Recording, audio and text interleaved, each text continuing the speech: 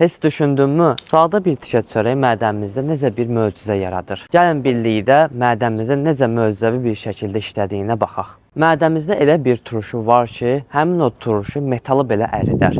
Amma bizim mədəmizi əritmir. Bunun səbəbini bilirsiniz. Buna səbəb mədəmizdə olan qoruyucu qatın olmasıdır. Və bu qoruyucu qat hər dəfə yeniləndiyi üçün mədəmizdəki turşu mədəmizi yox eləmir. Həmçinin də bizim mədəmiz yeməklərin toplanması üçün bir qab deyil. Bizim mədəmiz yeməkləri həzm eləyib canımıza, qanımıza hopuzduran bir yaradılışdır. Bəs bizim mədəmiz dolub-dolmadığını hardan bilir? İlahi bir möcüzə şəklində bizim mədəmiz beyin sistemimizlə əlaqə qurur və nə qədər dolub-dolmadığını beynimizin hüceyrələri vasitəsilə öyrənir. Mədəmiz heç bizim xəbərimiz olmadan bizim vücudumuzu tənzimləyir.